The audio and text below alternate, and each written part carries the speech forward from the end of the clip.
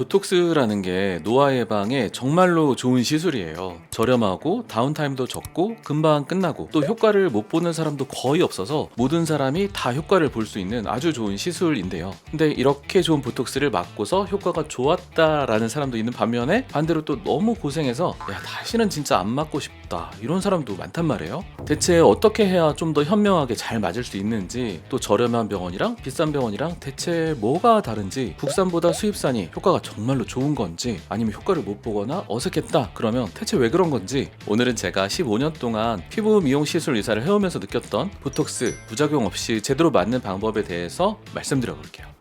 먼저 수입산 보톡스, 국산 보톡스 얘기를 해볼게요. 수입산이라고 무조건 좋은 건 아니에요. 수입산 중에서 미국산, 영국산, 독일산 이런 게 있는데, 독일산 제오미는 맞아야 할 뚜렷한 이유가 있어요. 뭐냐면 내성이 확실히 덜 온다고 해요. 여태까지는 제오미 맞고 내성이 왔다라는 보고가 이제 거의 없다시피 해요. 근데 미국산, 영국산은 이런 내성적인 측면에서 조금 애매한 게 있어서 꼭 선택을 해야 하나? 약간 이런 생각은 있어요. 자, 그렇다면 이렇게 좋은 보톡스 제오민이 있는데 국산을 맞으면 안 되나? 맞지 말아야 하나? 이렇게 생각하실 수도 있는데요. 이 제오민 보톡스가 효과 지속 기간이 약간 떨어진다는 그런 연구들도 있어요. 또 그거를 체감한다라는 환자분들도 저희 병원에 있거든요. 그래서 꼭 제오민이 최고다 이런 거는 아니에요. 내성이 안 오기를 기대하는 것은 감수할 수 있는데, 내성이 오는 걸 감수하기는 너무 괴로워요. 왜냐면 내성이 한 번 오면 최소 1년 보톡스 안 맞으면서 기다리거나, 또는 뭐 4년까지도 내성이 계속 있었다, 항체가 계속 검출됐다라는 게 있어가지고, 근데 보톡스를 쭉 맞아 오셨던 분들은 아 이게 너무 좋구나, 이게 너무 중요한 시술인데 이걸 내가 못 맞는다, 내가 못 맞는 동안에 남들은 계속 맞는다, 나만 혼자 늙는다, 이런 괴로움이 너무 괴롭다고 말씀하세요. 왜 나만 억울하게, 왜 나만, 나에게 이런 일이 왜 생긴 거야, 이런 화를 저가 옆에서 이제 받아줘야 되잖아요. 제가 그래서 굉장히 힘들었다. 제가 힘드니까 아마 환자분들도 그보다 훨씬 더 힘들지 않을까. 근데 국산이든 외산이든 제오민이든 아니든 그냥 평범한 보톡스도 내성 발생 확률 자체는 좀 낮아요. 연구에서는 0.2%에서 1%라고 하는데, 저의 체감은 사실 1% 쪽보다는 0.2% 쪽에 더 가까운 것 같다라는 게 제 체감이에요. 제가 정말 보톡스 하루에 많이 하는데 1년에 한 명 보는 데도 있고, 평균적으로 한 2-3명 정도 저는 보게 되는 것 같아요. 기억이 잘 안 날 정도로 올해는 진짜 없었나 아니면 한 분 계셨나? 약간 그 정도 느낌이에요. 근데 내성이 오면은 환자 스스로도 나 내성이 왔구나 이렇게 아세요? 이게 효과가 없으니까 내성이 아닐까라고 얘기를 하는 경우가 많고, 또 타 병원에서도 책임을 지기 싫어해서 그런지 생각보다 내성인가 봐요 라고 얘기를 많이 하시는 것 같아요. 왜냐하면 저 내성인 것 같아요 라고 해서 저희 병원에 오셨을 때 저희 병원은 충분한 양을 놓고, 제가 15년 동안 보톡스 양을 줄여본 적이 없어요. 그러니까 페이닥터 때 빼고 10년 동안 옛날 아주 고전적인 보톡스 양을 쓰고 있어요. 그러니까 줄인 적이 없다 보니까 충분히 놓고 보면 사실 내성이 아니었네 라고 하는 경우가 더 많아요. 뭐예요? 그러니까 양이 좀 부족했거나, 보톡스 병마다 약간씩 그 용량이 좀 다르거든요. 플러스 마이너스 20% 정도는 통과가 된다라는 그런 속설이 있어요. 근데 보톡스 가격이 천차만별이잖아요. 비싼 데를 가야 될까요? 저렴한 데를 가야 될까요? 일단은 이것도 있어요. 제가 깜짝 놀란 게, 아니 보톡스를 이렇게 저렴하게? 라고 하는 데도 있는데, 근데 그거는 약간 마케팅 효과를 보기 위해서 약간 원가 이하로 시술을 해주는 것 같아요. 근데 그런 거는 아예 빼야 될 것 같아요. 왜냐면 거기도 조금 있으면 다시 원복을 할 거라서, 적당히 평범하게 저렴한 곳과 그 다음에 적당히 평범하게 비싼 것을 비교를 한번 해보는 게 나을 것 같아요. 보통 이 저렴한 병원들이 약간 공장형 병원들이 많잖아요. 크고 의대 갓 졸업하고 미용계에 뛰어드는 그 분들이 아마 1년 정도 근무하고 이제 턴오버가 계속 되는데, 그 중에서 자신과 잘 맞는 원장님을 만났다라면은 그렇게 좀 다니는 것도 나쁘지 않다고 생각해요. 그런데 저도 한번 생각해보면, 이제 미용계에 들어온 지가 15년이 됐는데 15년 전에 제가 보톡스 놓는 거랑 지금이랑 같냐라고 물어보시면 저는 진짜 많이 달라졌거든요. 그래서 옛날에 저한테 제가 보톡스를 받고 싶냐 아니면 지금의 저한테 저 보톡스를 받고 싶냐 하면 저는 지금의 저긴 하거든요. 근데 처음 하는 의사분들은 한 명 한 명 디자인에서 다 놓기가 힘드시잖아요. 그러면 다 모든 사람들이 다 똑같이 놓나요? 처음에는 아무래도 그렇게 놀 수밖에 없죠. 그러니까 한 명 한 명 대표 원장님이 우리 신규 원장님을 데리고 이땐 이렇게 저땐 저렇게 해라고 러프하게 알려줄 수 있지만, 사람마다 틀린 거를 다 찝어서 알려줄 수도 없고, 아무래도 오랫동안 하신 원장님들은 그동안에 컴플레인을 받고 또 바꿔보고, 컴플레인 받고 또 시술 방법 바꿔보고, 이걸 계속 반복해 오신 분들이잖아요. 그런 경험과 그냥 한 거는 조금 다를 수밖에 없는 것 같고요. 또 이 세팅 값상 또 큰 병원 같은 경우에는 상담이랑 티켓팅 할 때 만나는 사람 사람이랑 시술할 때 만나는 사람이 좀 다를 수가 있어요. 그러면 아무래도 처음에 이렇게 대화하면 힌트가 되게 많거든요. 이 사람 주름은 웃을 때 이런 문제가 있고 이렇게 놔야 되고 이런 문제가 있지만 이런 장애물이 있어서 조금 더 변형을 더 해야 되겠다, 이런 힌트를 되게 많이 얻을 수 있는데, 누워서 안녕하세요 이렇게 만나면 아무래도 정말 뉘앙스가 좀 다를 수는 있어요. 볼거짐이나 이런 것도 정확하게 체크가 어렵고 그렇습니다.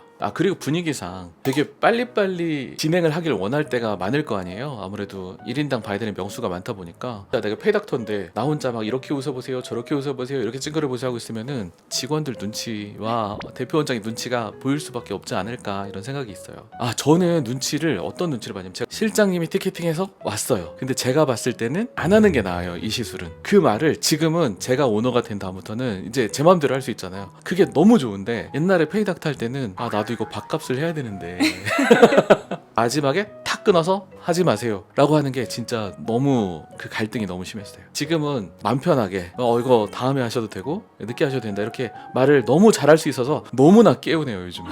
그러면 그 환자가 공장형 병원에서도 잘 맞으면 계속 쭉 다녀도 되는 거예요? 그럼요. 저는 그렇게 해도 된다고 생각하는데, 그 의사가 계속 그 병원에 근무하기가 쉽지는 않은 것 같아요. 그 공장형 병원에 대부분 오래 있어도 한 1년 정도 있으신 것 같고, 뭔가 다른 걸 배우러 가시거나 아니면 정말 잘하시는 분이면 이제 개업을 하시겠죠. 그런 분을 따라가는 거는 괜찮은 것 같아요. 네, 개인 의원으로 따라가는 거는. 그러면 의사를 공장형 병원에서 지정해서 할 수가 있는 거예요?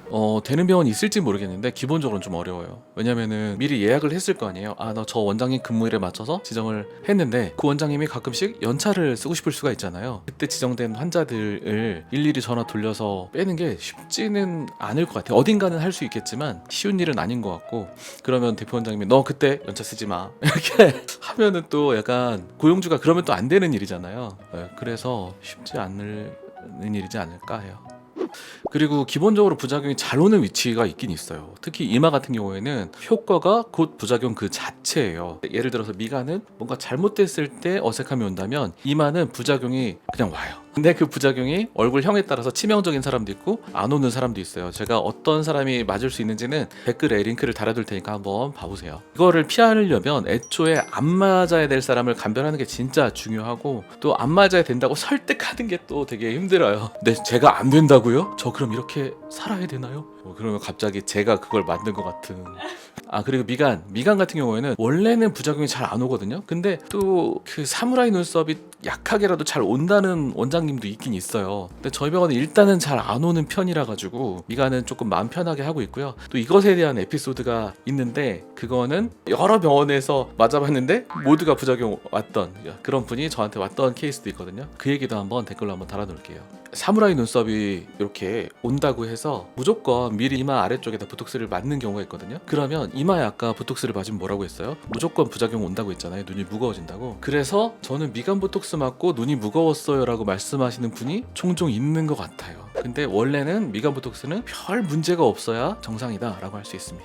그리고 눈가 같은 경우에는 뭐 옆에 주름도 있지만 사실 눈꺼풀 바로 위쪽에 붙어있는 사람도 있고, 또 아래쪽에 붙어있는 사람도 있고, 주름이 또 긴 사람도 있거든요. 이런 것들도 감안해서 해야 된다 이렇게 생각하시면 돼요. 또 지방 돌출이 있으면 그것도 감안해서 해야 되고요. 또 이렇게 교과서대로만 하는 것은 정말 초보일 때만 그렇게 하는 거지, 시간 지나면 그렇게 하면 안 되겠죠.